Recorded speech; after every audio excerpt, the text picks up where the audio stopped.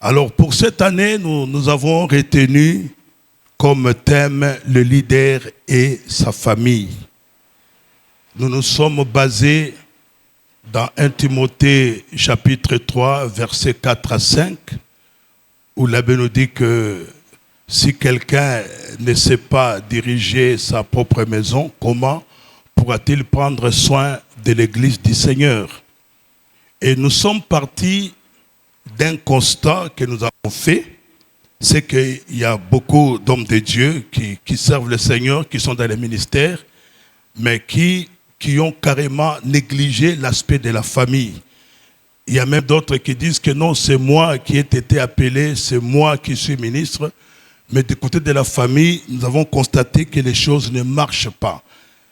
Et les choses ne marchent pas, et c'est ce qui fait que nous avons voulu aborder cet aspect pour comprendre que c'est vrai que Dieu nous a appelés à le servir, mais il y a aussi l'aspect de la famille, c'est-à-dire nous-mêmes qui sommes appelés par Dieu, nous devons d'abord commencer à prendre soin d'abord de nos propres familles.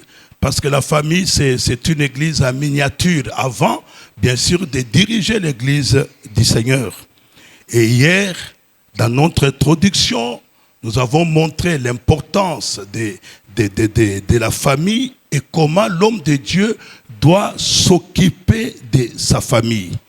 Et nous sommes allés même d'un constat que nous avons fait dans une étude biblique hier, des deux hommes de Dieu. Ces deux hommes de Dieu, nous avons parlé du sacrificateur Élie et aussi du prophète Samuel. Ces deux hommes de Dieu ont eu des ministères avec impact. Et leur ministère est allé jusqu'à un âge avancé. Pour Élie pouvait aller jusqu'à peut-être à 98, Samuel jusqu'à 95. Mais on a constaté que ces deux hommes de Dieu ont échoué totalement dans leur famille parce qu'ils ont eu des enfants qui étaient complètement différents d'eux. Quand vous lisez les sacrificateurs Élie, vous voyez comment Ophni et Phiné, comment ces enfants sont morts, comment ces enfants se comportaient. Et quand vous voyez dans 1 Samuel, vous verrez que les enfants du prophète Samuel ne connaissaient pas l'Éternel aussi. Et c'est comme ça que le peuple est venu déclarer devant Samuel que nous voulons un roi parce que tes enfants ne connaissent pas Dieu. Regarde comment ils se comportent. Et nous nous sommes dit que c'est important pour nous de nous occuper aussi de nos familles. Dans les Actes des Apôtres, nous avons vu qu'il y a plusieurs églises qui sont nées à partir d'une famille. Nous avons l'exemple de Corneille, nous avons l'exemple de Géolier. Donc, à partir de Corneille, il avait sa famille, il a invité des gens, et l'église est dans la maison de Corneille. Donc, on a compris là que c'est vrai, Dieu nous a appelés, mais on ne peut pas laisser de côté la famille. Nous devons aussi nous occuper de la famille, parce que si quelqu'un ne sait pas diriger la petite famille, comment pourra-t-il diriger l'église? Et aussi dans l'église, quand nous dirigeons l'église, nous voyons qu'il y a des papas, il y a des mamans, il y a des couples, il y a des jeunes. Si nous ne sommes pas en mesure nous-mêmes de diriger nos enfants à la maison, comment nous allons diriger les jeunes dans l'église? Donc voilà un peu cette pensée que nous sommes en train de partager. Hier, c'était l'introduction. Et aujourd'hui, nous avons un homme de Dieu qui va continuer dans la même pensée, avec les mêmes thèmes, mais lui, il va aborder un sous-thème qui parle de la relation du leader avec sa famille et aussi avec ses enfants. Alors pour aujourd'hui, il était prévu que nous puissions avoir le révérend Simon Sakala, qui est pasteur responsable de l'église Le Sanctuaire. Il est aussi chef de notre district de Ngaliema 1 dans notre communauté. Mais le pasteur nous a appelés, je crois, depuis vendredi. Il a fait un voyage brusque sur Lubumbashi. Il y avait des obligations et il devait partir. Il s'est vraiment excusé. Et à sa place, nous avons fait recours à un homme de Dieu, le pasteur Micho Soukami. Le pasteur Micho Soukami est un missionnaire. Il est marié à maman Florence, il a plusieurs enfants. C'est un missionnaire, c'est-à-dire le pasteur Micho Soukami vit en France. Mais depuis quelques années, avant il venait, il rentrait, mais depuis quelques années, il a commencé l'extension de leur église de France ici, chez nous, à Kinshasa, plus particulièrement dans la commune de Bandalungwa. C'est là qu'il a commencé l'extension de leur église qui s'appelle la vallée des Beraka. Et c'est cet homme de Dieu qui, aujourd'hui, va nous enseigner, va nous parler aussi de la part du Seigneur. Amen. Est-ce que nous sommes dans la joie de recevoir cet homme de Dieu? Alors, si on peut s'élever, l'encourager, nous acclamons le Seigneur pour recevoir le pasteur Michel Soukami, qui est vraiment un missionnaire. Il est maintenant habitué avec nous. Ça fait quelques années qu'il est là. Je crois que nous lui donnons tout le temps qu'il partage avec nous la parole de Dieu. Merci. Il sera interprété par le pasteur Billy. Merci.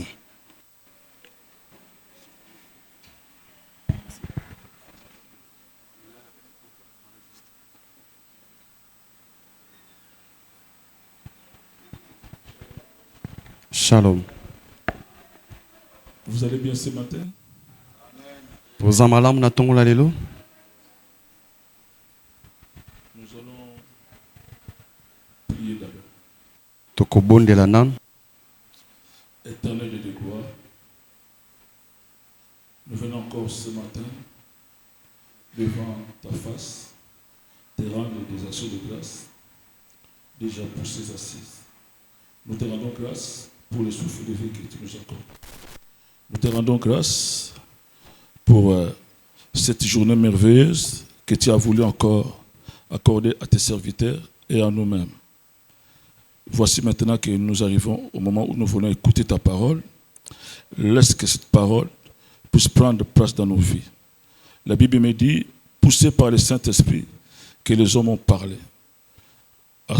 À présent, je prends autorité contre toute puissance de l'ennemi qui pourra venir nuire à cette rencontre. Je les chasse et j'envoie libre dans les arides. Au nom de Jésus-Christ, nous disons Amen. Amen. Nous allons nous asseoir. Avant toute chose, je voudrais dire shalom et bonjour, chers éminents serviteurs et servants de Dieu. À vos titres et qualités respectives, je tiens à remercier le révérend Alexis Chimanga et sa femme. Je tiens à remercier aussi le patriarche Kassongo, que je connais bien aussi. Je tiens à remercier tous les serviteurs servants de Dieu de la grande communauté Jésus revient. Ce matin, je tiens à remercier le pasteur Alexis pour la confiance qu'il m'a accordée en me laissant sa chair, et j'en suis vraiment honoré. Alléluia. Je suis devant vous pour vous enseigner ce matin. Ce n'est pas parce que je suis meilleur que vous, c'est seulement par la grâce de Dieu. Le peu que le Seigneur m'a mis, c'est ce que je veux partager avec vous. Alléluia. Avant, comme l'a dit le pasteur Alexis, comme mon frère, mon ami, je suis le pasteur Michaud Soukami Tumba. Soukami. Je suis marié à Madame Florence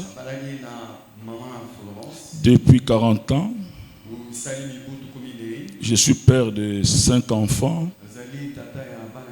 plus 3 enfants que j'ai adoptés. J'ai eu la grâce d'avoir des enfants trop jeunes. Je suis grand-père de 19 petits-fils et petites-filles. Donc, nous sommes basés en France. Et nous avons une autre église que nous avons commencé ici. Ça fait 4 ans que je suis ici. Comme l'a dit le pasteur Alexis, je suis ici en France, selon la recommandation du Seigneur. Et c'est là après une préparation et écoute de Dieu de plusieurs années. Que Dieu bénisse tout et chacun de nous. Alléluia. Alléluia. Avant de commencer mon message, je voudrais vous dire que je vous aime beaucoup et nous allons passer un bon moment devant la présence de Dieu. Nous allons lire notre texte de base qui est dans 1 Timothée 5, 8, non, 3, 4 et 5. Sachant que le thème de notre conférence, les leaders et sa famille. Moi, il m'est confié de parler de la relation du leader avec sa femme et ses enfants. Alors, durant tout notre enseignement, je vais parler un peu de l'introduction. Le deuxième point, je vais parler de la relation du leader avec sa femme. Et je vais donner quelques raisons de cette relation du leader avec sa femme et pourquoi la femme du leader doit s'impliquer à 100% au ministère du leader qui est son mari. Troisième point, je vais parler de la relation du leader avec ses enfants. Et pour finir, je parlerai du témoignage personnel de ma femme. Comment j'ai boosté ma femme à s'impliquer dans le ministère, à m'aider dans le ministère. Et aujourd'hui, elle sert le Seigneur. Je vais parler du témoignage de mes propres enfants. Comment je l'ai boosté depuis leur petite enfance à servir Dieu. Et aujourd'hui, de là où ils sont, ils servent Dieu. Et c'est eux qui soutiennent cette mission. Alléluia. Pour honorer la parole de Dieu, nous allons nous mettre debout pour quelques minutes. La Bible dit, excusez-moi, je ne peux pas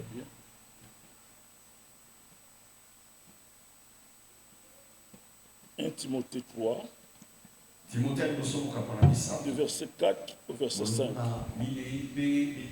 La Bible dit, il faut qu'il dirige bien sa propre maison et qu'il tienne ses enfants dans la soumission et un entier respect.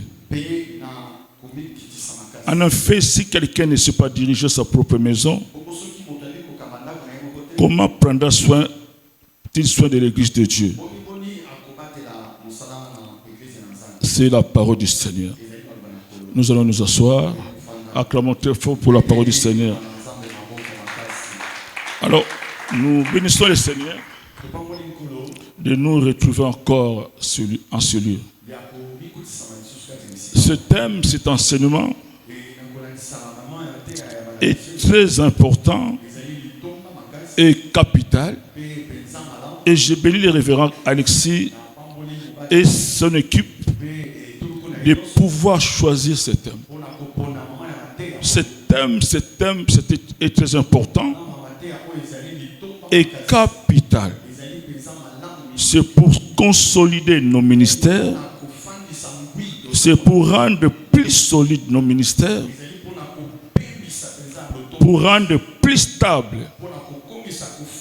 pour renforcer, pour soutenir nos ministères, car sans la vraie vie des familles, on ne pourra pas émerger dans la vie courante, dans son ministère et l'œuvre de Dieu, il risque d'en souffrir énormément.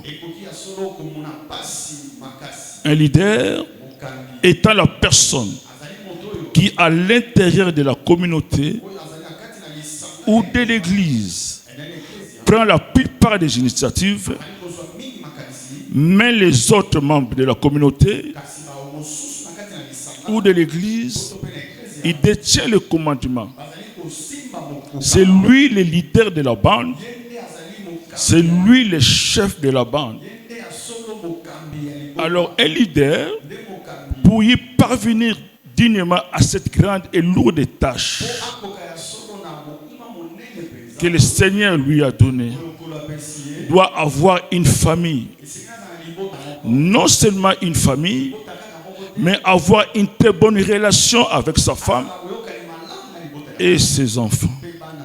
Quand je parle de la très bonne relation avec sa femme et ses enfants, cela veut dire avoir une très bonne complicité, avoir une très bonne harmonie avec sa famille proche, avoir une très bonne harmonie avec sa famille proche. Étant leader, ton message ou tes enseignements auront de l'impact dans la vie de tes fidèles, de ton entourage. C'est au travers de la façon, de la manière que tu conduis ta famille, de la manière dont tu te comportes avec ta femme et de la manière dont tu éduques ou tu prends soin de tes enfants. Un leader qui ne tient pas premièrement compte de sa relation avec sa femme et ses enfants et sera tôt ou tard cible de l'ennemi, Satan et de ses démons. Un leader d'église qui n'entretient pas une très bonne relation avec sa femme tombera un jour dans la dépravation des mœurs, ce qui est monnaie courante et sans vergogne dans notre époque. Et les sans honte parmi nos leaders d'église. Nos leaders d'église arrivent à faire n'importe quoi au nom de Dieu, au nom de Jésus, au nom du Saint-Esprit, parce qu'ils ont tant ignoré leurs femmes. Qu'est-ce qu'on appelle dépravation des mœurs? C'est le comportement dénaturé, manière de se conduire immorale, en particulier sur le plan sexuel. Nous voyons de la débauche, de la perversion, du dérèglement. On voit des divorces en cascade parmi des leaders d'église. On voit parmi les leaders d'église les femmes de la maison et les femmes du ministère. Mais bien aimé, je vais dire à quelqu'un ce matin, la femme que tu as, c'est ta femme du ministère. C'est à toi de découvrir ce qu'elle a réellement pour pouvoir l'honorer. Ceux qui sont aujourd'hui honorés, c'était parce que leur mari leader ont travaillé sur elle et ont vu les grâces particulières en eux. Alors toutes ces mésaventures que nous vivons aujourd'hui, tous ces désordres se sont intensifiés et multipliés dans le corps de Christ à cause de ce que la famille du leader, donc la femme et ses enfants, est reléguée à la dernière place, à la dernière position. Nous courons d'ici là dans nos églises. Nous nous occupons de nos ministères Ça prend soin de sa propre famille. Ça prend soin de sa propre maison. Nous aurons plusieurs versets bibliques à donner, mais je les donnerai au fur et à mesure que je suis en train d'avancer dans mon enseignement. La Bible dit dans 1 Timothée 5:8, si quelqu'un n'a pas soin des siens, et principalement ceux de sa famille, il a renié la foi et il est pire qu'un infidèle. Écoutez bien, c'est l'apôtre Paul qui le dit. Donc si on ne prend pas soin des siens, si on ne prend pas soin de sa famille, on renie sa foi. Et l'apôtre Paul nous traite d'un infidèle. Alors un infidèle, c'est celui qui ne connaît pas Christ et c'est celui qui n'héritera jamais le royaume des cieux.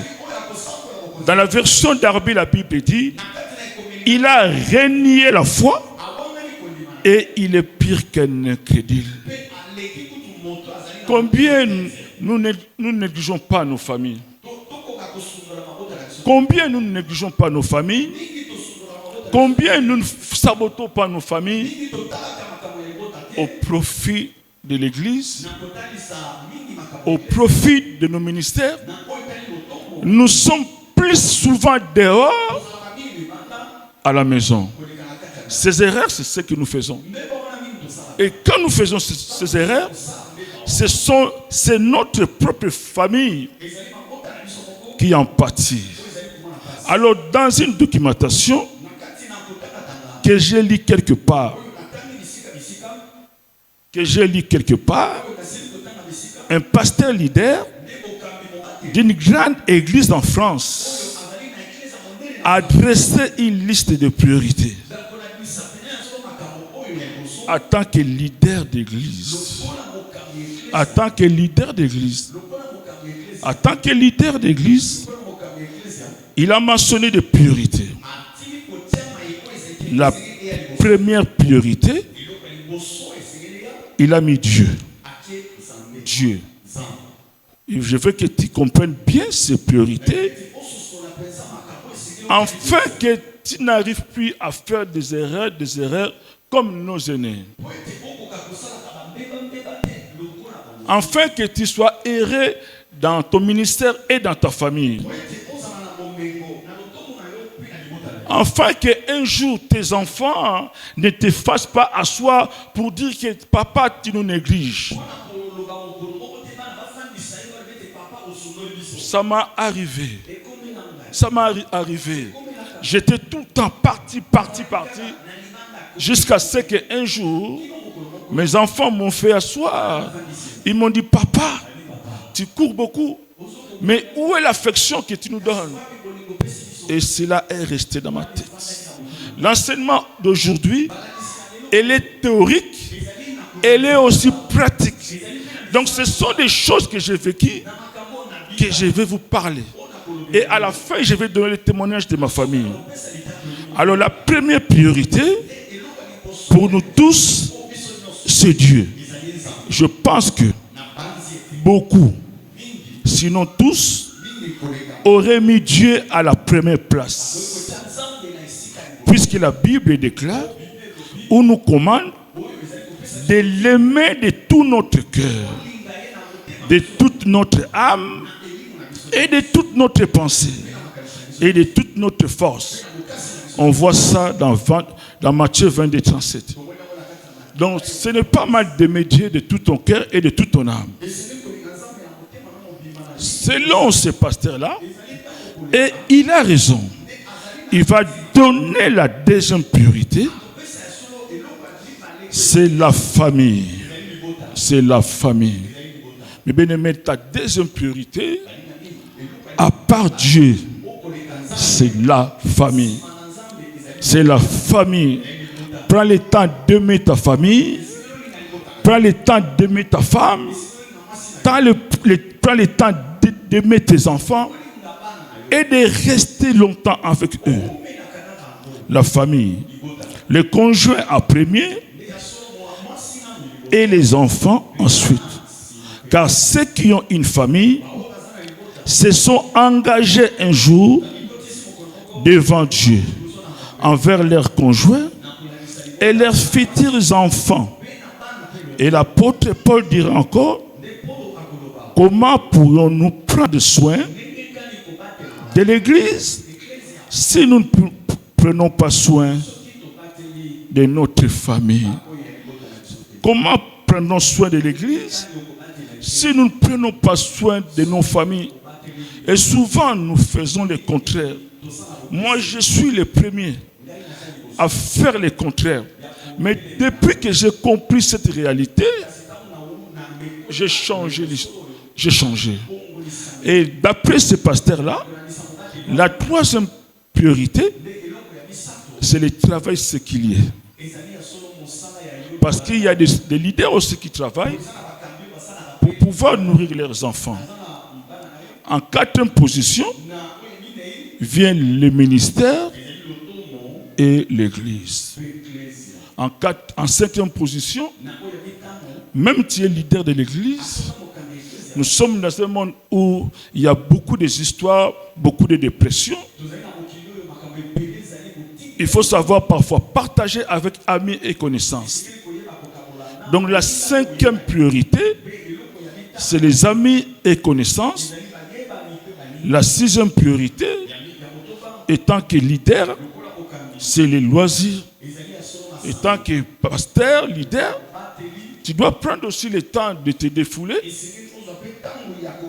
en faisant un peu de sport ou en marchant. En marchant. Comme je vois beaucoup d'autres serviteurs, c'est bien. Et la septième priorité, c'est moi. Mes besoins, mes plaisirs, mes envies. Alors je vais parler de la relation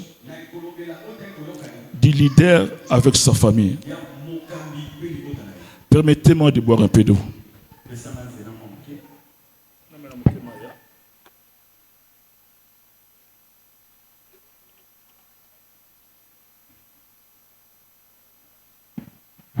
Est-ce que vous êtes là avec moi?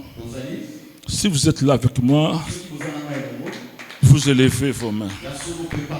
Dans la relation du leader avec sa famille, nous avons à développer et à commenter premièrement la relation avec sa femme et la relation avec ses enfants.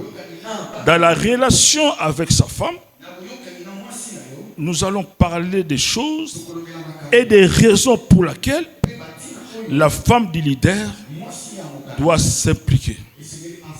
Alors dans notre texte de base, l'apôtre Paul, dans 1 Timothée 3, de verset même 1 jusqu'au verset 11, l'apôtre Paul est en train de donner des qualifications requises d'un bon responsable ou d'un bon leader. Nous prenons seulement les 1, 3, 4, 5. Alors quand l'apôtre Paul donne ses qualifications, il commence par l'expression « il faut ». Il commence par l'expression « il faut ». Et quand on parle de l'expression « il faut »,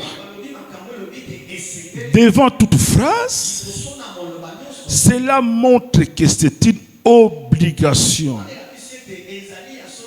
Cela montre que c'est un commandement. Et l'apôtre Paul ne nous laisse pas le choix. Il ne nous laisse pas le libre arbitre. Si vous lisez dans 1 Timothée 3, de verset 1 au verset 2, l'apôtre Paul va commencer à dire « Il faut que l'évêque soit irréprochable ». Au verset 3, il faut qu'il soit ni adonné au vin. Au verset 4, il faut qu'il dirige bien sa maison. Au verset 6, il ne faut pas qu'il soit un nouveau converti. Il revient encore au verset 7. il faut qu'ils reçoivent un bon témoignage de ceux du dehors. Donc du verset 4 au verset 5, l'apôtre Paul éclaire là-dessus. Si quelqu'un aspire à la charge d'évêque, si quelqu'un aspire à la charge de leader, il faut qu'il dirige bien sa propre maison. Il faut qu'il tienne ses enfants dans la soumission et dans une parfaite honnêteté. Nous qui sommes leaders des églises ou leaders d'église, est-ce que nous dirigeons bien nos maisons? Est-ce que nous tenons bien nos enfants dans la soumission et dans une parfaite honnêteté? Il va continuer à dire, car si quelqu'un ne sait pas diriger sa propre maison, si quelqu'un ne sait pas diriger sa propre famille, comment prendra-t-il soin de l'église de Dieu? Comment prendra-t-il soin de l'église de Dieu? Mes bien-aimés, conduire l'église de Dieu, ce n'est pas de la rigolade. Ce n'est pas de la blague. C'est une charge, c'est une responsabilité dont chacun de nous aura des comptes à rendre devant Dieu. Aujourd'hui, c'est devenu un mode. Tout le monde veut être leader de l'église, mais avec un mauvais comportement.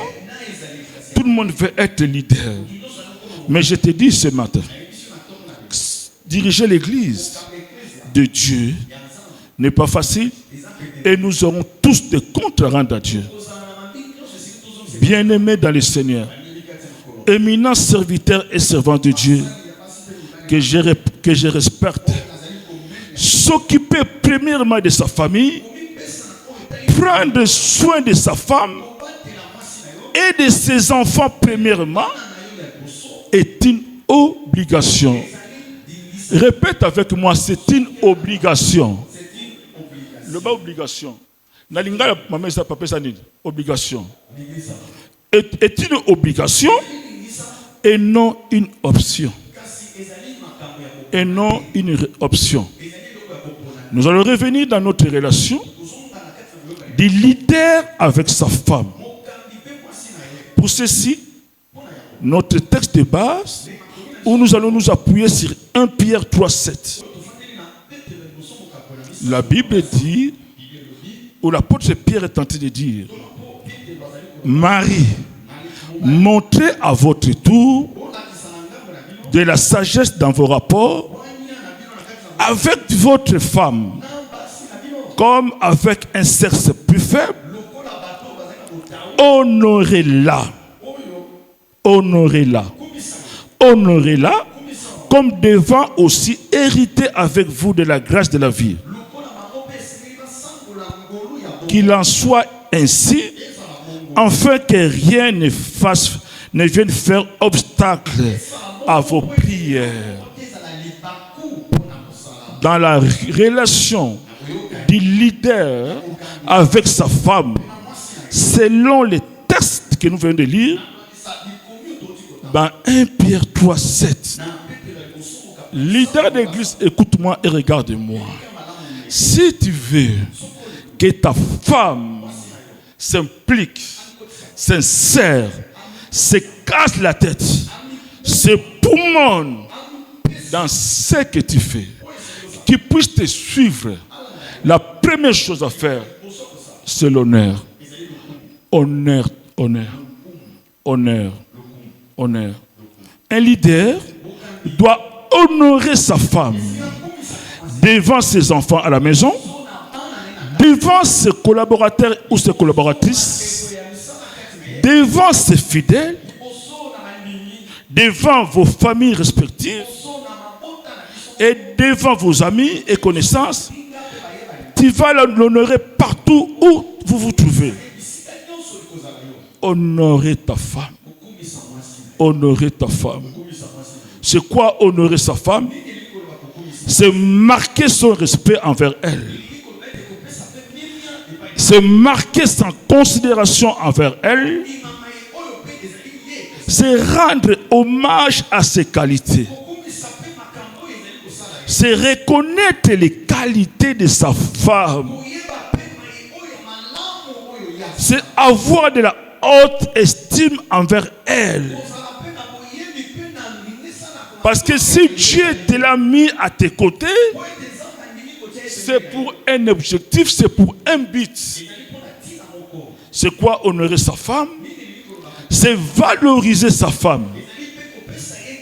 C'est chercher à ressortir ses talents, ses dons, ses grâces, ses potentialités, même si elle n'est pas appelée comme toi au ministère, mais au profit de l'œuvre de Dieu. Et cela pourra aussi t'aider à ton travail. Mais bien aimé, l'œuvre de Dieu, ça nous prend tellement la tête. Parfois, ça nous fait mal à la nuque. Mais si tu es en relation intime avec ta femme, à chaque fois que tu seras épuisé, à chaque fois que tu seras lassé, ta femme sera là toujours pour te réconforter. Quand tu seras découragé, il viendra toujours là pour te dire continue, continue, continue. Ta femme, il faut savoir l'honorer. Qu'est-ce qu'on dit par honneur?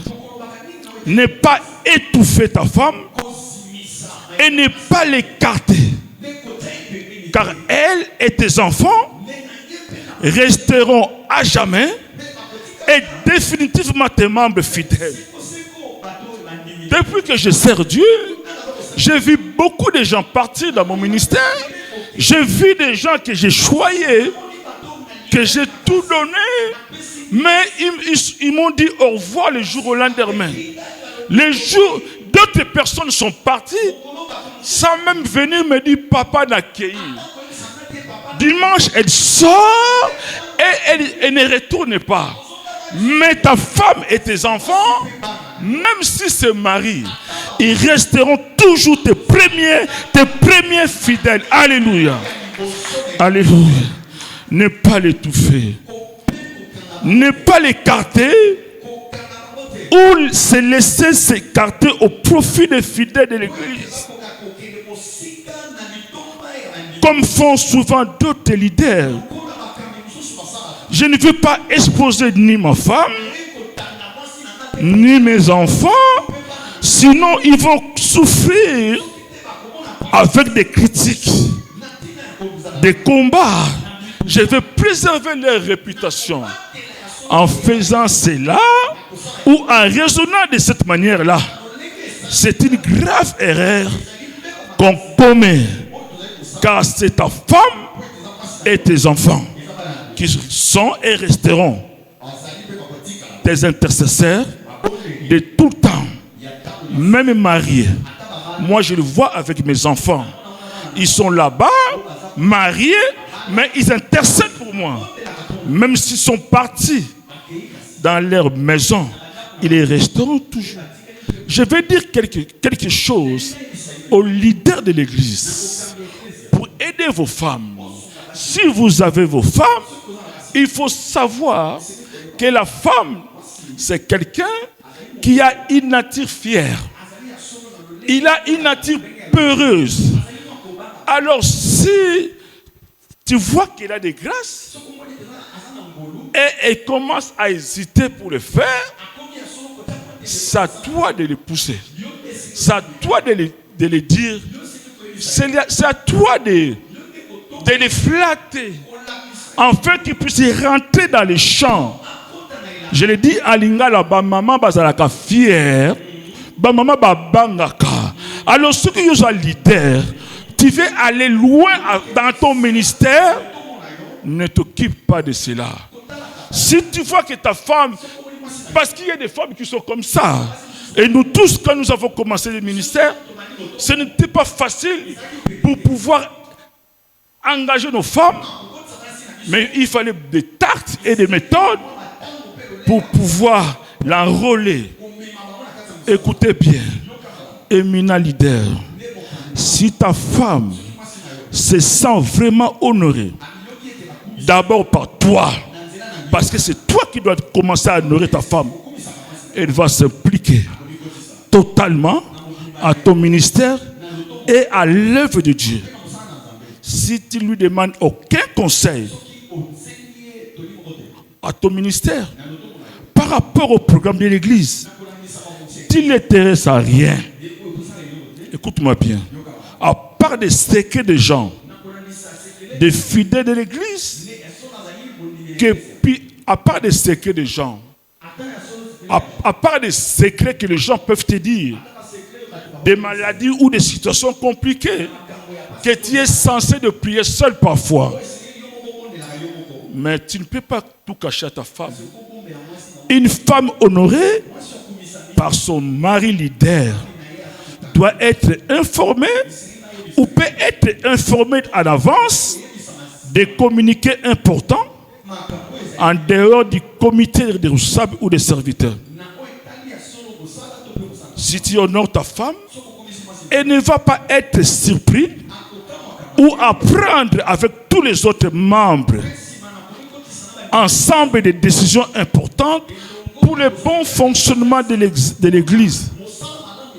Ça ne marche pas comme ça. Honorer sa femme, c'est quoi? Le leader de l'église doit avoir les oreilles souples,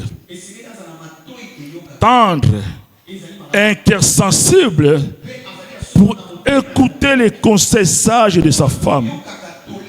Comme dit Proverbe 14:1, la femme sage bâtit sa maison et la femme insensée la renverse de ses propres mains. Alléluia. La question que nous nous posons ce matin, pourquoi la femme du leader doit être impliquée dans les ministères, dans l'œuvre de Dieu? Les raisons maintenant, pourquoi toi qui es la femme du leader, tu dois impliquer derrière ton ministère, de ton mari et à l'œuvre de Dieu. Parce que, première raison, tu es la première intercesseur de ton mari et du ministère de ton mari et de l'œuvre de Dieu que Dieu a confié à ton mari en passant de temps en temps dans les prières et jeûnes personnels et en faisant des cultes familiers dans la maison. Dans la maison. Le service de Dieu ou le travail de Dieu, c'est un travail très compliqué. Tu peux voir un leader devant comme ça, mais il a eu des critiques, il a eu des coups, et à chaque fois, on a des coups, on a des rejets, mais il faut avoir une femme qui prie, qui gêne pour toi, et qui prie, qui gêne beaucoup pour toi. Accompagner des enfants. Ma première intercesseuse, c'est ma femme. Les deuxièmes intercesseurs, ce sont mes enfants. Et vient l'intercession de l'église. Alléluia. Quand tes mains seront faibles, c'est ta femme qui va intercéder pour toi. C'est ta femme qui va intercéder pour toi. Deuxième raison, pourquoi ma femme, étant que leader, doit s'impliquer dans mon ministère? Pourquoi je dois avoir une relation, une complicité avec elle? Parce qu'elle est mon aide. Elle est mon aide. Dieu a dit à Adam, je lui ferai une aide semblable. Elle est mon aide. Elle est mon soutien moral, émotionnel, même financier, même matériel. Alléluia. Est-ce que vous comprenez? Est-ce que vous comprenez? Si vous comprenez, donnez un peu d'acclamation pour le Seigneur. Alléluia. La Bible parle même d'un grand leader de tous les temps. Un grand leader de tous les temps. Un grand leader, papa Bongote. Un grand leader de tous les temps. Jésus-Christ, qui a été aidé et soutenu par les femmes. Nous voyons ça dans Luc 8, 1 à 3. La Bible dit, ensuite, Jésus allait de ville en ville et de village en village, prêchant et annonçant la bonne nouvelle du royaume de Dieu. Les 12 étaient avec lui et quelques femmes qui avaient été guéries d'esprits malins et de maladies. Marie dite de Magdala, de laquelle était sorti cette démon. La Bible dit, Jeanne, femme de Chouza, intendant des rôles, Suzanne et plusieurs autres qui l'assistaient de leurs biens. Alors, un leader, s'il a une bonne femme, c'est son rôle, c'est d'aider son ministre, son mari, financièrement, spirituellement, ce n'est pas même matériellement, ce n'est pas mal. Il doit le faire. Pourquoi encore nous devons mettre nos femmes derrière nous? Cette révélation, le Seigneur me l'a donnée ce matin pendant que je prie. Je n'ai pas eu le temps de chercher des versets bibliques parce qu'il fallait que je vienne vite. Troisième chose, ta femme, elle joue le rôle de défenseur ou de défenseuse. Écoute bien. Pourquoi il faut que ma femme s'implique dans mon ministère? Elle joue le rôle de défenseuse ou de défenseur. Les gens qui peuvent t'accuser à tort ou à raison, c'est elle, comme il te connaît bien, qui dira haut et fort que c'est faux ces accusations. C'est faux ces accusations. Mais si tu n'as pas la complicité avec ta femme, si ta femme ne te connaît pas très très bien, quand il y aura... Parce que dans les églises, parfois il y a parfois des turbulences, parfois il y a des diables qui viennent avec des choses bizarres. Mais même si toute l'église peut dire non, c'est vrai. Mais comme ta femme te connaît bien, il dira c'est faux, c'est faux, c'est faux. Alléluia. C'est ta première défenseuse. Défenseuse. Il te défendra le matin, le midi, le soir. Il te défendra tout le temps. Parce que tu es habitué avec elle. Parce que tu partages avec elle. Il connaît ton caractère. Alléluia. Alléluia. Est-ce que vous comprenez? Pourquoi ma femme doit s'impliquer derrière les leaders? Parce qu'elle joue encore le rôle d'encourageuse. D'encourageuse. Quand bien même tout le monde peuvent me délaisser, peuvent me fatiguer, quand bien même les ministères, ça devient chaud pour moi, personne ne me comprend. Son rôle, elle est là pour m'encourager de continuer, de continuer et de continuer. Alléluia. Je connais l'histoire d'un pasteur. J'ai oublié son nom. Si son nom revient, je dirai au pasteur, il vous le communiquera. Ce pasteur anglais a commencé le ministère. Au bout de quelques années, l'église avait toujours 8 personnes, 9 personnes, sans compter leurs enfants. Et un jour, elle a dit à sa femme, non, le Seigneur m'a appelé, mais je ne vois pas de fruits. Non, laissons tomber l'œuvre. Donc moi, je vais aller chercher mon travail. Mais sa femme, c'est sa femme qui lui a encouragé de continuer de continuer. Et là, ils ont continué. Au moment où je vous parle, ce pasteur-là a une très grande église à Londres et partout dans le monde. Il a des écoles bibliques et des orphelinats. Parce que sa femme, quand il voyait son mari baisser les bras, et elle était là pour l'encourager. Nous voulons des femmes comme ça, des leaders. Quand ton mari est fatigué, toi tu viens l'encourager de continuer jusqu'à ce que Jésus-Christ reviendra. Alléluia. Alléluia. Parce qu'il y a des femmes parfois, quand il y a des troubles dans les ministères, quand tu lui donnes des rapports, ils te découragent, ils te conseillent d'arrêter. Mais une bonne femme, du leader, qui comprend la vision de son mari, il encouragera. Cinquième rôle, étant que femme, elle joue le rôle de consolatrice. Elle joue le rôle de consolatrice. Elle joue le rôle de consolatrice. Il m'est arrivé, au début de mon ministère, où les gens, parce que j'étais trop zélé à faire des suivis des hommes, quand l'église était faible, c'était moi qui allais de maison en maison. Alors une fois que mon pasteur est parti, c'était maintenant à moi de prendre les relèves.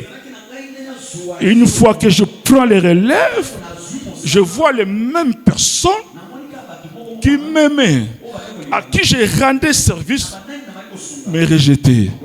Ils me traitaient de tout le nom. Mais je dis, quand je rentrais à la maison, je disais à ma femme, mais ce que je suis en train de voir, c'est comme mon lilina moui. Je ne comprends pas. J'étais rejeté de tous. Et d'autres serviteurs de Dieu même se moquaient de moi. Ils ne voulaient même pas croire à mon ministère. Au point de dire aux autres membres de l'église, lui, il n'est pas appelé. Alors, dans mon, je ne sais pas comment, non,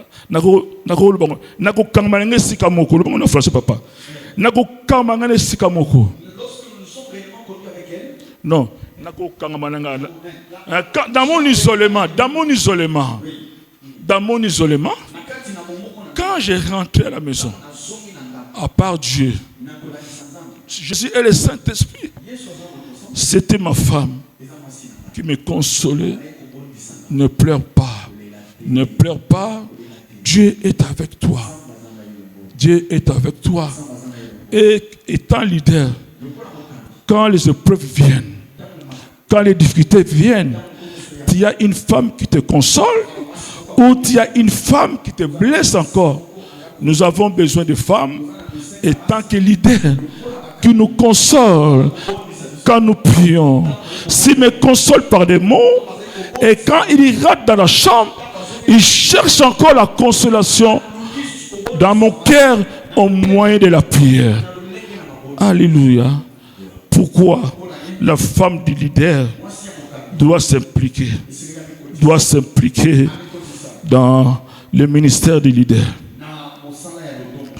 Elle joue, septième cause, elle joue le rôle de protectrice. Elle joue le rôle de protectrice. Pourquoi? Elle te protège contre toutes les mauvaises tentations d'autres femmes et filles ayant pour mission de te faire tomber à l'église. À l'église. Elle est là pour te protéger. Quand les gens voient que tu es tout le temps accompagné de ta femme, c'est difficile qu'il te fasse tomber. Alléluia. Septième rôle de pourquoi ma femme doit être impliquée. Parce que ma femme, la femme du leader, veille sur son mari leader. Elle veille en quoi? Elle veille sur le comportement de son mari. Elle veille sur l'habillement de son mari leader. Elle veille sur la façon de parler de son mari. Parce qu'il y a parfois de ces leaders, quand ils voient des femmes, des filles, ils deviennent parfois légers. Mais si ta femme est là, elle les remarque et te le dira à la maison. La femme du leader, elle veille sur la façon de prêcher de son mari. Rapide ou lent. Je ne parle pas du contenu du message. Parce que c'est le Saint-Esprit qui nous inspire. Mais il veille sur sa façon sur la façon de parler de son mari. Rapide ou lent. Écoutez une histoire. Moi, ma femme, me rigolait un peu seulement. Seraka Mukea, toi qui es là, s'il te plaît. Moi, ma femme m'a aidé à Sumanga de ce côté-là. Et je remercie le Seigneur pour ça. Qu'est-ce qui s'est passé il y a quelques années? Comme vous le savez, à un moment donné, que ce soit ici, au Congo, ou en Europe, ou ailleurs, on avait tendance à prêcher vite et en criant haut et fort. Et moi, j'ai copié ce système-là. Mais moi, j'ai oublié que je bégaye. Na bégayaka. Il y a des moments quand je parlais, que je parlais haut et fort. J'étais bloqué du haut de la chair et des phrases ne sortaient pas. Et c'est là souvent quand je prêchais ou j'enseignais. Sur 2000 mots, il n'y avait que paix qui sortait. Alléluia.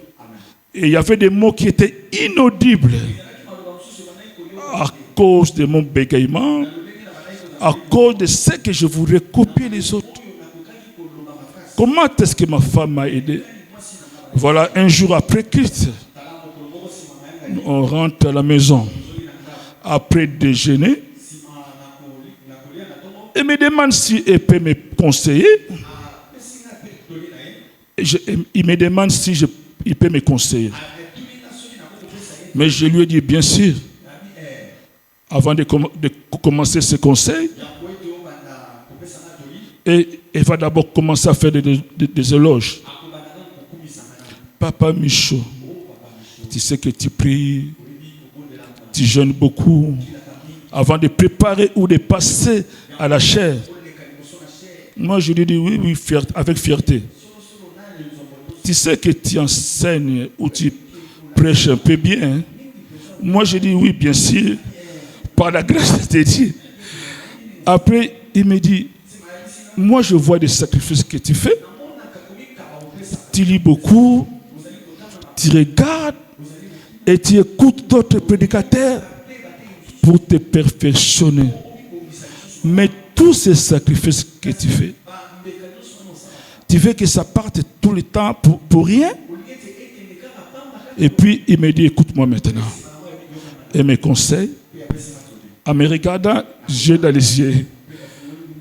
Comme tu bégayes, c'est pas facile, comme tu bégayes. Alléluia. Quand tu enseignes, c'est comme que quand tu enseignes ou quand tu prêches, ne criez plus, ne va pas vite, parce que quand tu cries ou tu parles vite, au kangamaka pema, et tu es inaudible. Et ma femme m'a aidé ce jour-là. Alléluia. Quelqu'un peut acclamer le Seigneur. Voilà le rôle que ma femme a fait. Ne crie plus. Ne monte plus. Alors, même ici, quand je monte beaucoup, j'ai tendance à bégayer. Donc, et kangamaka. Parce que moi, je suis né bègue et kangamaka. Dieu m'a fait grâce pour ce qu'on a bien. Donc, maintenant, quand je parle fort, et qui ne représente mon appréciation Kangami Okeyi,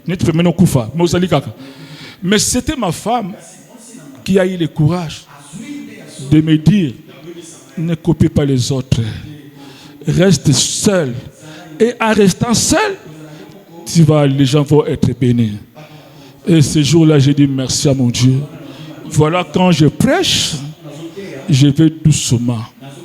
Je ne crie pas. Si je monte, si je sens que Zoya, je descends vite. Alléluia. C'est grâce aux femmes. Les femmes acclamez pour vous-même. Ça, mes collaborateurs, peut-être, ils ne pouvaient pas le dire. Ils pouvaient se dire,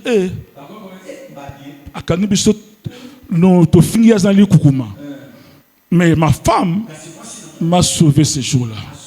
Et depuis ce jour-là, j'ai fait un bon travail grâce à Dieu. Acclamons très fort le Seigneur pour elle. Les femmes, vous avez un rôle très important. La troisième chose que nous voulons étudier ce matin, la relation du leader avec ses enfants. Il y a beaucoup de textes bibliques à lire là-dessus. Dans Ephésiens 6,4, la Bible dit, et vous, pères, n'irritez pas vos enfants, mais élevez-les en les corrigeant et en les instruisant selon le Seigneur. Dans Deutéronome 4,9, la Bible dit, écoute, Israël éternel, notre Dieu est le seul éternel. Tu aimeras l'Éternel ton Dieu de tout ton cœur, de toute ton âme et de toute ta force. Et ces commandements que je te donne aujourd'hui seront dans ton cœur. Tu les inculqueras à tes enfants et tu en parleras quand tu seras dans ta maison, quand tu iras en voyage, quand tu te coucheras et quand tu te lèveras. C'est ce que je fais avec mes enfants. De loin où je suis, je les appelle. Je les dis d'aimer toujours le Seigneur, de continuer toujours à aimer le Seigneur. Je le fais nuit et jour. Je les gonfle les oreilles à cause de ça. Alléluia. Alors, chers ministres, chers leaders, nous devons élever nos enfants selon le Seigneur, comme dit Ephésiens 6,4, ce qui sera des grands avantages pour un leader. Écoute-moi bien. Chaque famille encadrée, influencée par un bon dirigeant, sera un bon élément constitutif de l'église locale. Partant, l'ensemble des familles de ce genre formera une église locale dynamique, unie et prospère. Ainsi, l'action menée par le leader dans sa famille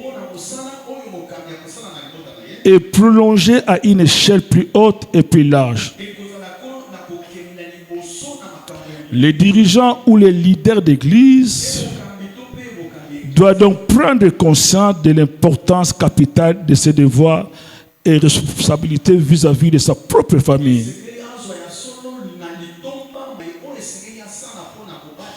Il doit respecter l'ordre du Seigneur au sujet des enfants. C'est un ordre du Seigneur qui, à raison de son importance, se retrouve répété dans plusieurs passages bibliques, tels que nous venons de lire dans Deutéronome, Proverbes 22 et Ephésiens 6,4. Nous qui vivons de l'autre côté, quand nous sommes venus au Seigneur, notre entourage s'est moqué de nous. Mais pendant qu'ils se moquaient de nous, nous et nos enfants, on allait à l'église. On servait à l'église. Mais la différence est que nos enfants sont dans le Seigneur, mais jamais un jour ils nous ont amenés à la police. Jamais ils ont été dans un milieu où on fume de la drogue, où on vend de la drogue. Parce qu'on leur a montré Jésus dès les bas âges. Les autres parents pleurent, mais c'est trop tard. Trop tard. Parce que leurs enfants sont dans les débauches, dans le banditisme, dans les choses impossibles à vous dire ce matin. Gloire à Dieu parce que nous avons élevé nos enfants selon le Seigneur. Quand on est venu au Seigneur, tellement qu'on était influent dans notre entourage, il ne voulait pas nous lâcher. Il nous critiquait à tel point que nous dégoûtons Jésus-Christ. Rien au monde, nous pouvons dégoûter Jésus-Christ. Alléluia. Rien. Parce qu'il nous a fait de bien. C'est grâce à Jésus que nous avons eu exaucé. C'est grâce à Jésus que nous avons eu Dorcas.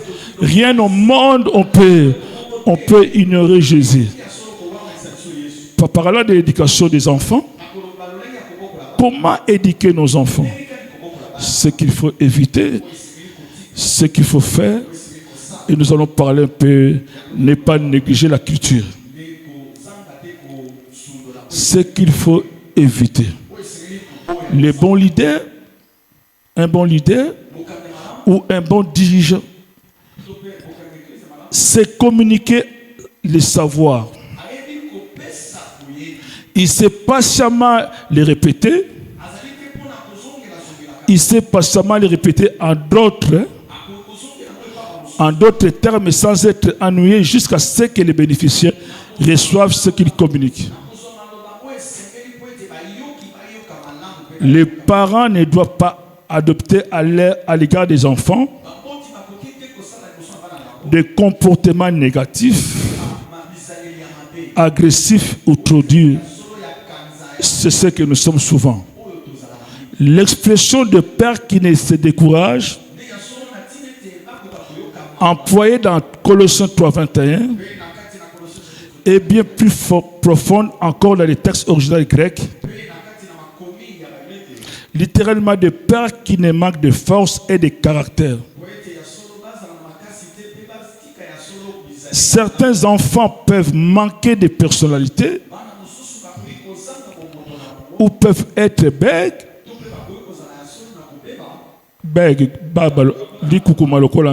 à cause de la dureté de leurs parents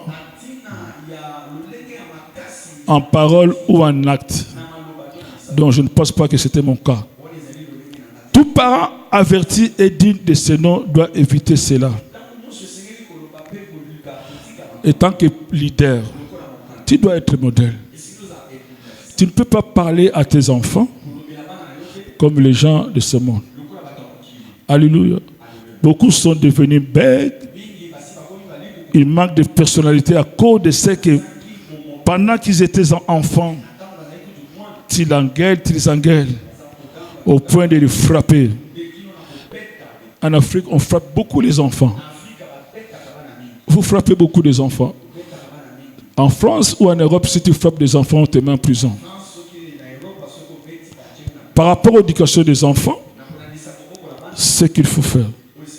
Les parents doivent toujours agir avec justice envers leurs enfants. Il est écrit qu'il faut les élever. Ce verbe dans les textes grecs en Éphésiens 6:4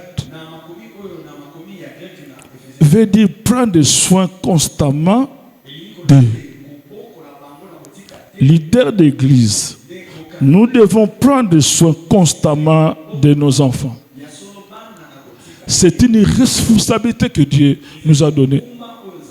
Si ces enfants font n'importe quoi ou sont devenus voyous parce que tu ne prends pas soin d'eux,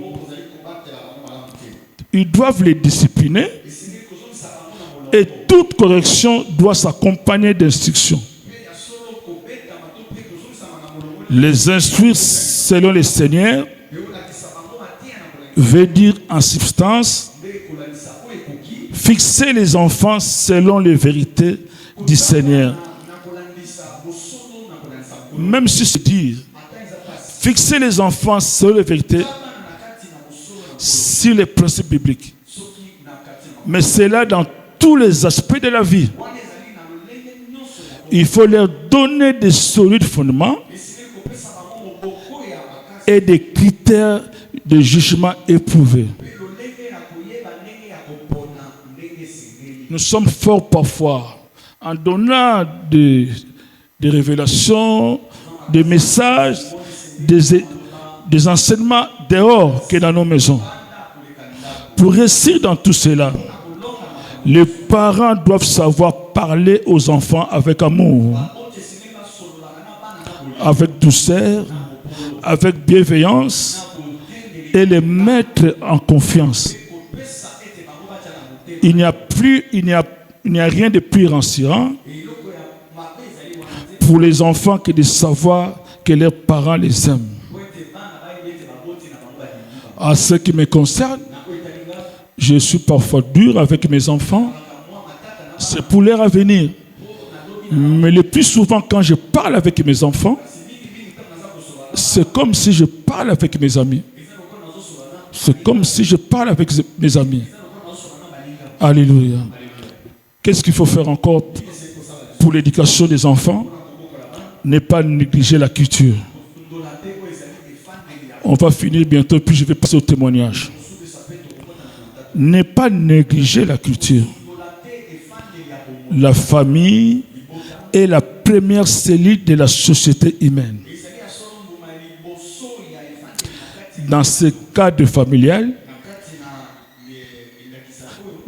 les enfants doivent apprendre toutes les valeurs sociales. La politesse envers tous, savoir saluer correctement, avoir la maîtrise de soi, l'amour de sa langue paternelle et partant sa culture. C'est dans la maison familiale où on apprend aux enfants que quand nous nous trouvons dans un bus ou quelque part, s'il y a une personne âgée qui est là, je dois lui laisser la place. Mais de nos jours, cela n'existe pas. Par rapport à la culture, de nos jours, certains parents minimisent leur langue au profit de la langue française ou anglaise. Ce n'est pas mal. Mais ne trouvent pas intéressant et même capital de faire apprendre aux enfants leur langue maternelle. De ce côté-là, j'aime bien les Balouba. S'ils sont là, alléluia. Ils sont forts de ce côté-là. Les enfants apprennent leur langue dès le bas âge. Alléluia. Est-ce que nous sommes là? Je crois que j'ai fini mon enseignement. J'ai parlé de tout ce que le Seigneur m'a mis à cœur. Alors, je vais parler maintenant du témoignage de ma femme. Le témoignage de ma femme, c'est ce qui est très, très important pour nous aider aussi. Alors, pour aider ma femme à découvrir ce qu'elle a, avant, elle avait peur. Elle avait peur à cause de ce qu'on voit, de ce qu'on entend. Parce qu'avant que nous-mêmes nous soyons serviteurs, on a vu comment notre Père spirituel, elle a souffert, comment elle était critiquée. Mais quand est arrivé notre temps, mon rôle auprès de lui, c'était de lui booster. De lui booster et de lui enlever la peur et de lui mettre au travail. Je l'ai inséré dans les champs et nous avons cherché à travailler ensemble. Même à l'époque, elle n'était pas appelée au ministère parce que maintenant elle prêche et fait beaucoup de choses par rapport au ministère. Mais j'étais toujours là à lui conseiller. Et mes conseils étaient importants et les bienvenus pour elle. Comment elle m'a aidé dans le ministère? Comment j'ai cherché à l'impliquer de force dans le ministère? Quand on avait des invités à l'église, c'est elle qui accueillait des hommes et des femmes de Dieu. C'est elle qui s'occupait des organisations de fêtes, même si les autres sœurs de l'église étaient là, mais elle était toujours présente pour aider et travailler à leur côté.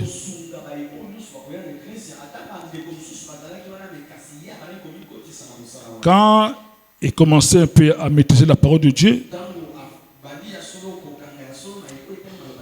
j'ai vu qu'elle était capable. Elle en avait la grâce. Je l'ai mis présidente de maman. Présidente de maman, prédicatrice à l'église. Elle est aussi conseillère des membres de l'église. Ça, elle n'a pas cherché. Mais dès que les membres de l'église, que ce soit les hommes ou les femmes, elles viennent elles-mêmes vers elle. C'est un grand conseil, une grande conseillère. Donc, qu'est-ce qu'elle fait encore? Elle s'implique à 100% financièrement au ministère. Il y a eu des moments, vous savez, en Europe, ou dans les pays où on parle français, les gens donnent difficilement. Il y a eu des moments où les gens ne pouvaient pas donner l'argent pour la salle, mais elle prenait son argent et contribuait. Et depuis que je suis ici, c'est elle et mes enfants qui me soutiennent financièrement. Ce n'est pas l'église, parce que je connais les difficultés qui sont là-bas. Donc c'est elle et mes enfants qui ont pris la décision de pouvoir payer là où je loge et la nourriture pour moi. Elle m'a aidé encore en quoi? À l'équipe d'intercession. À l'équipe d'intercession. Elle est là. Elle m'a béni encore en quoi? Animatrice au moment du partage biblique dans les retraites de prière. Et à chaque fois, quand je parle avec elle, je les pousse à lire et à méditer et à la vie de prière. Je lui ai dit les derniers conseils. D'enlever la paix et accepter des critiques et rejets. Les salissements de réputation dans les ministères. Sinon, tu ne pourras pas servir les... Alléluia. Qu'est-ce que je fais pour booster mes enfants? Dès les bas âges, je ne sais pas ce qui m'arrivait. C'était les ailes ou quoi, mais c'était pour leur bien. Dès les bas âges, tous les jours à la maison, comme on fait ici, culte matinal, de 5h à 6h. Que tu aies 5 à 6 ans, 5h à 6h prière. Après la douche, école, à partir de 7h. Chacun partait déjà. Au retour le soir, avant de dormir, tout le monde au salon, après leurs études et devoirs. Prière de 21h à 22h. Et la parole. Et dans notre maison, tous les mardis, on avait ces lits de prière. Donc, durant toutes ces séances-là, tu ne peux pas manquer. En faisant cela, chacun de mes enfants avait à son tour le rôle de modérer. C'était ceux qui étaient capables de prêcher, comme ma femme et mes enfants, qui étaient peu majeurs, ils les faisaient.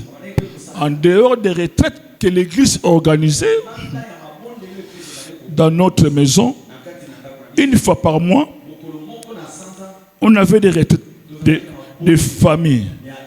On avait des retraites de famille. Aujourd'hui, je suis fier d'eux et d'elle J'ai semé en eux et cela a porté des fruits. J'ai des prédicateurs et des prédicatrices, des chants dans ma famille. Ce qui est important pour moi, qu'ils évoluent tous et toutes bien, surtout dans le Seigneur et dans les domaines séculiers. Je suis fier aujourd'hui de préparer exaucer qui a pris les relèves dans la jeunesse. Quand le Seigneur m'a montré que tu vas déplacer, j'ai pris exaucer. J'ai pris exaucer mon fils qui avait à l'époque 18 ans.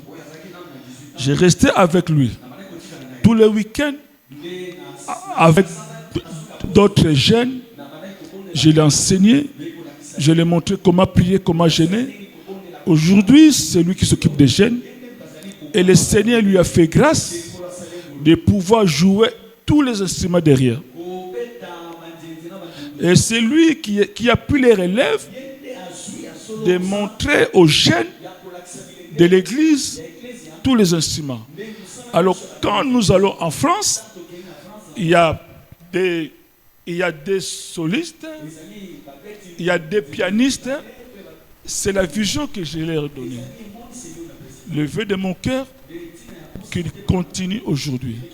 Et si aujourd'hui je suis très à l'aise, parce que mes enfants, ma femme, depuis plus de 20 ans, ma femme, quand le Seigneur me disait que je vais t'envoyer ailleurs, mais moi j'ai dit au Seigneur, non, non, non, je ne veux pas faire comme les autres.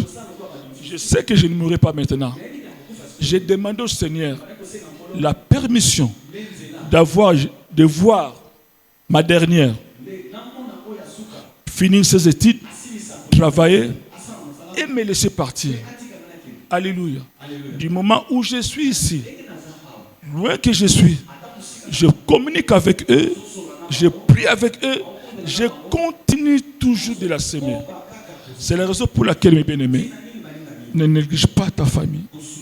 Si je n'avais pas pris soin de ma propre famille, aujourd'hui j'allais avoir du mal à m'en sortir ici avec cette mission. Voilà, aime ta famille, prends soin d'eux et forme aussi des enfants qui sont tout autour de toi. De l'église comme fait les révérends Alexis. Mais tes propres enfants, ne les néglige plus.